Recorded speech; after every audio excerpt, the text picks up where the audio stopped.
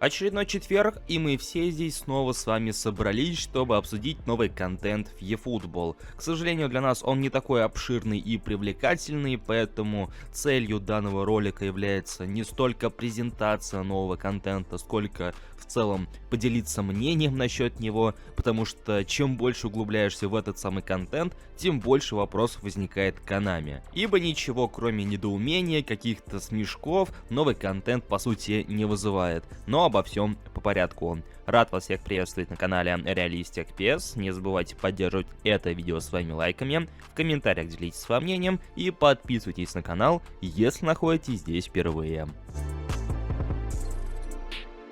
Вторая неделя барселонской компании стартовала, и по сути как таковых апдейтов мы по ней не получили, и остается лишь надеяться, что уже на следующей неделе, ровно через неделю, в следующий четверг, мы получим долгожданное обновление до версии 4.2.0. И касаемо того, что же появилось в игре непосредственно сегодня, то ситуация у нас следующая. Неожиданно, зачастую как оно и бывает с этим самым паком, а именно Showtime паком, в игре появился набор из тематики Showtime, который посвящен нападающим. И подборка самая что ни на есть интересная. Называется этот пак «Голевые машины», и в нем мы наблюдаем Эрлинга Холланда, Харри Кейна и Родриго. В нашем футбольном мире существует столько интересных нападающих, но в пак под названием «Голевые машины» Konami пихают Родриго, который и как такового форварда-то не исполняет. Ну, по крайней мере, он не центральный нападающий, в отличие от того же Эрлинга Холланда и Харри Кейна. Он ёпросоте фланговый нападающий, время от времени который выходит в качестве оттянутого форварда, например, как в прошлом сезоне, когда он играл в ромбе вместе с Винисиусом. Но фланговый нападающий он тоже нападающий, поэтому Родриго и представлен в качестве вингера. Несмотря на то, что двое оставшихся игроков это центрально нападающие.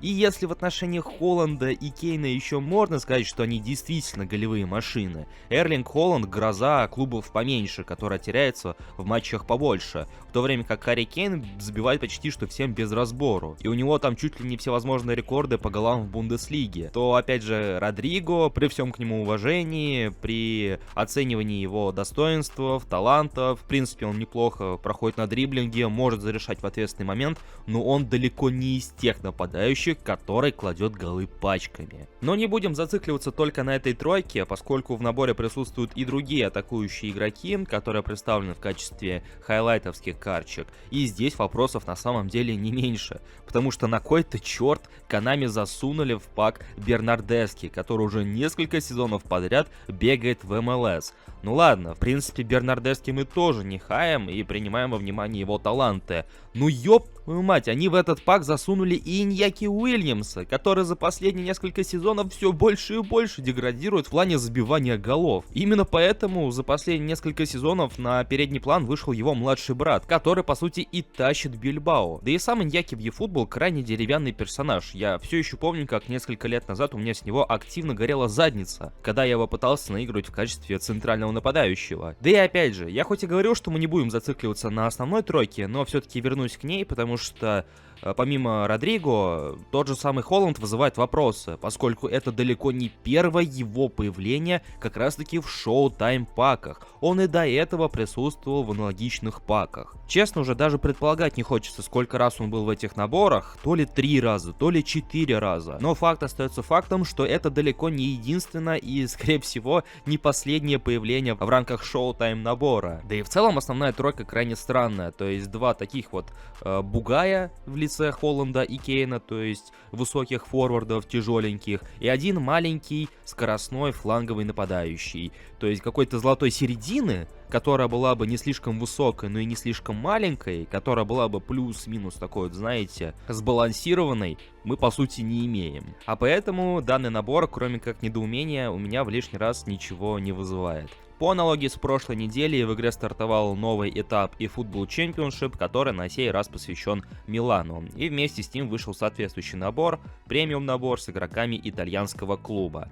Не сказать, что он прям на голову выше предыдущих паков, которые были в прошлом году, году, в позапрошлом году. И опять же, если его и брать, то только ради главного тренера. С двойным бустом и с одним из самых распространенных стилей, а именно быстрая контратака. И бусты на сей раз у тренера в принципе неплохие и прибавляют +1 пункт к достаточно важным скиллам, которые не помешают любому из атакующих футболистов, я так полагаю, и поэтому в принципе Пауло Фонсека выглядит очень даже интересно. Но с другой стороны, а нужно ли ради него платить целых 1500 золотых монеток, когда на ПК и на мобилках можно за ту же цену купить отдельный пак с Месси или с Неймаром? Этот вопрос остается на откуп вам. Но самое интересное здесь не это, а тот факт, что в магазине Football Points также появилась одна из карточек игроков Милана, которая не попала в данный набор, и это карточка непосредственно Окафора. Ну, нападающий как нападающий. В принципе, время от времени появлялся в паках в eFootball, в номинальных, в команде недели. В принципе, звезд с неба не хватает. Но если вы посмотрите на его цифры при полной прокачке, то откроете для себя следующий факт. Он представлен как центр-форвард, у которого умение атаковать даже не достигает 90 пунктов, но и это еще не самое ужасное. Завершение у этого нападающего всего 82 пункта. Честно, за игрой Милана и в частности Окафора я не слежу, и может быть подобные цифры даже более чем оправданы. Я утверждать наверняка не могу, но в то же время это выглядит очень и очень смешно и в лишний раз позволяет взглянуть на ту самую разницу, именно разницу в контенте, в карточках, которые Konami предоставляют для бесплатных игроков, ну, точнее даже не для бесплатных игроков, а для тех, кто не донатит, кто рассчитывает на подобные вот мини-акции.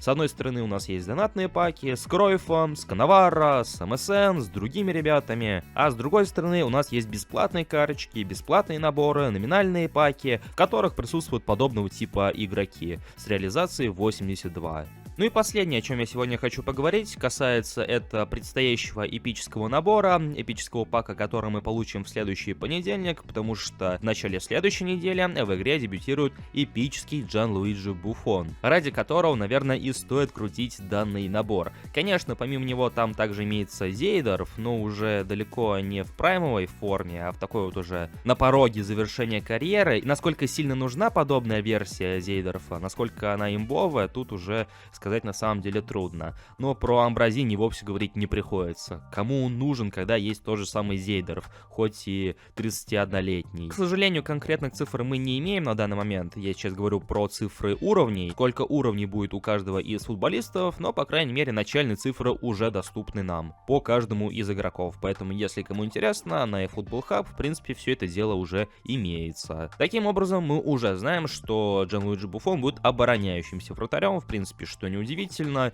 Буффон — это голкипер из конца 90-х, середины 2000-х, и тогда атакующие голкиперы, которые играли на выходах, активно играли ногами, было не так много, как это происходит сейчас. Поэтому стиль, наверное, более чем оправдан. Ну и будет он представлен в качестве 39-летней версии, и я даже знаю почему, поскольку Konami банально не придется менять ему геймфейс, который присутствовал в последних частях PES, еще начиная с 19 части. И можно спокойно задействовать одну и ту же модельку. Зачем заморачиваться? Зачем делать Буффона начала десятых, середины 2000-х с этими длинными волосами, когда можно использовать одну и ту же модельку? Правильно? Правильно.